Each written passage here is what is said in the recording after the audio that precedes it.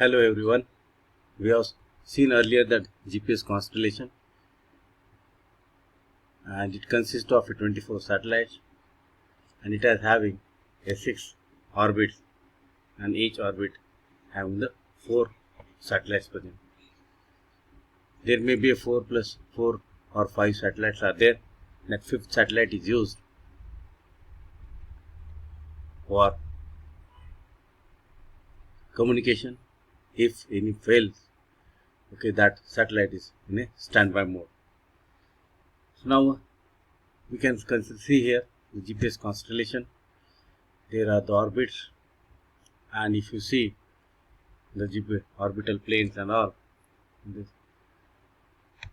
the location, we are having GPS constellation in planar projections. So here we can see that how many satellites we can have in the given positions, their latitude, longitude in the given orbit. The orbital plane locations with respect to Earth are defined by the longitude of the ascending node with the location of satellites within the orbit plane. The longitude of the ascending node is the point of intersection of each orbital plane. So we can have orbital plane there, we can have longitude and latitude of the given particular satellite there.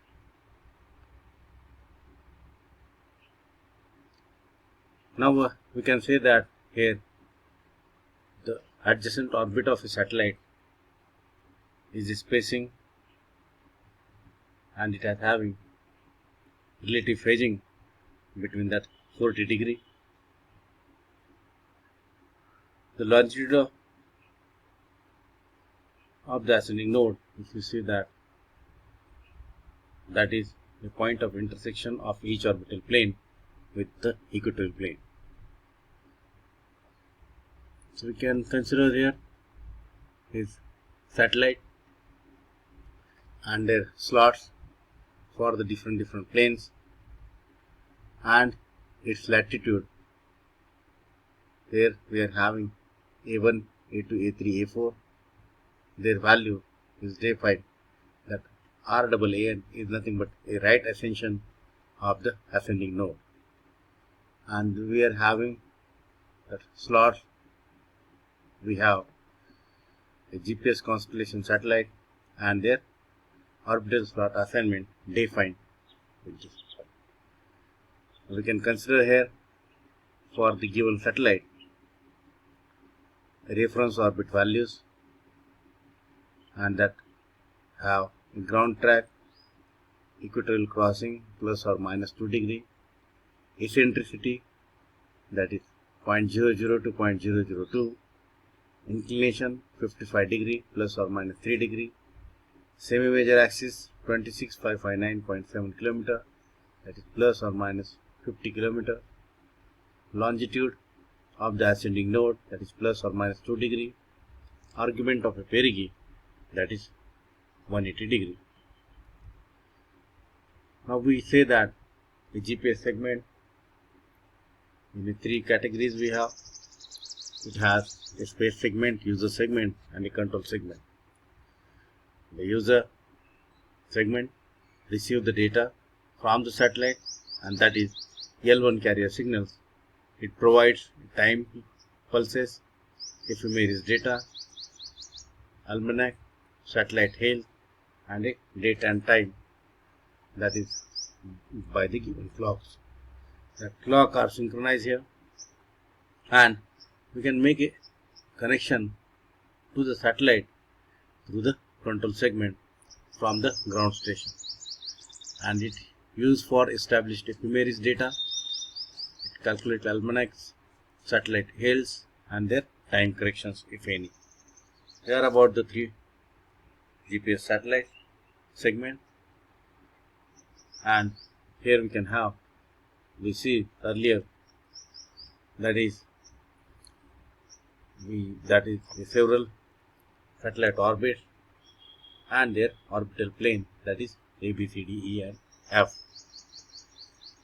Each plane, if you consider that, assign 1 to 4 satellites, and that's why there will be 4 satellites in the orbit there. So consider that the satellite that sending the data that is in the form of a PN code. So we can require a PN code there, generator, that PN code generator present in the satellite there, and this PN code are configured on each satellite. It produces their CA code, P code. So we need to learn about the satellite, what are the various codes for it. Now the given satellite, it is having a navigation payload, and that navigation payload is responsible for the generation of and transmission of ranging codes and a navigational data on the L1, L2, L5 carrier frequency to the user segment.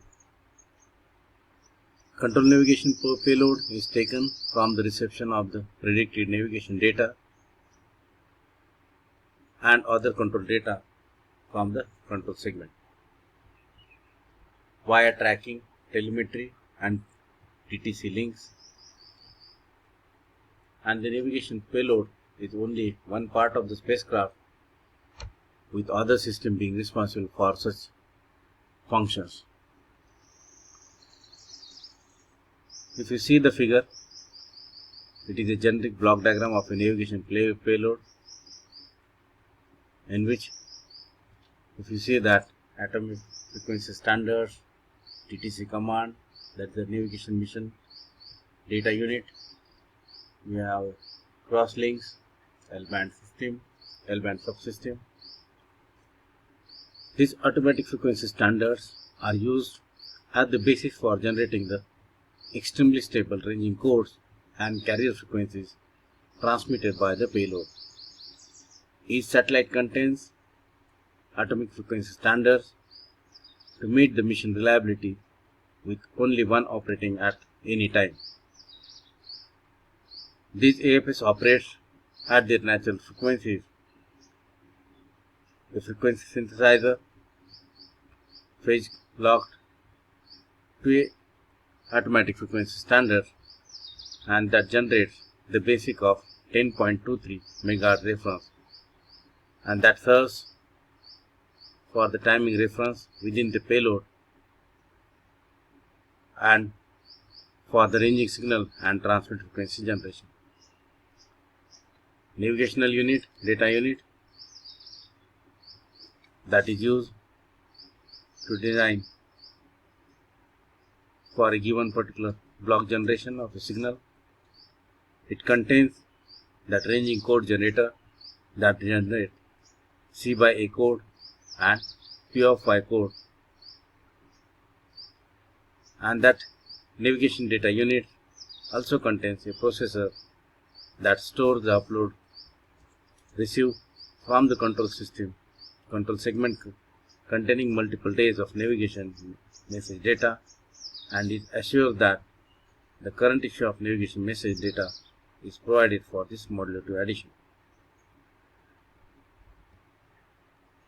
Now the combined message, it is having the L-band subsystem, where that L-band carrier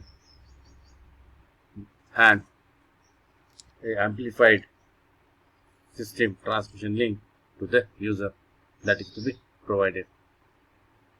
The L-band subsystem contains numerous components, including L1 and L2 transmitter and associated antenna. The navigation data unit also interfaces to the cross-link receive transmitter for the inter-satellite communication as well as for the ranging. That is for the different connection to the different satellites. And if you see that we are having a satellite vehicle payloads for the navigation and a navigation data units there for the users. Generally, a satellite carry a additional payload such as laser reflectors for satellite laser ranging, that is validation of periodic ephemeris data and free electron measurement experiments. We can have any block, that is navigation data, that consists of a validation satellite, then a initial production of a satellite for the given particular data, and that automatic frequency standard that is used for the satellite command, and we need to learn about that, what are the blocks of the IR satellite there, and that IR satellite consists of the different sensors information. So we learn here the satellite transmitter next lecture, and we'll continue to define here the satellite transmitter, GPS satellite transmitter, and that GPS satellite transmit navigational data at 50 beats per second, and this data consists of the satellite time, synchronization signal, its orbital data of other satellites, corrections, information of satellite time, and signal and transit delay, data on ionospheric and telemetry data of this satellite.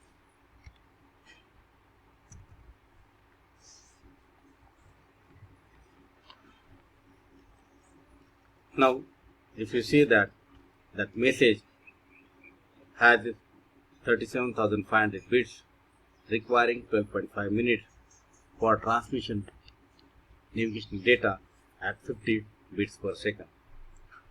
Message transmitted from the satellite, which enables a GPS receiver to compute the precise satellite position and time of a transmission. The low speed data rates are transmitted using a direct sequence spectrum modulation by modulo 2 addition with a pseudo-random code at 1.023 MB per second, and that is called as a ranging code, and BPSK modulation at L band. This PN code has the length of 1023 bits with a chip rate of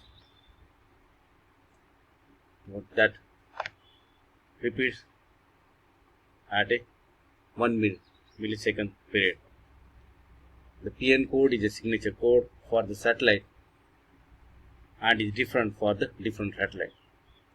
The receiver can identify the satellite from which it receives the navigation message, that from the unique code. You can have a GPS satellite transmitter. You see that it has having atomic clock, frequency synthesizer, that is of 10.23 MHz, and carrier generator and a modulation there.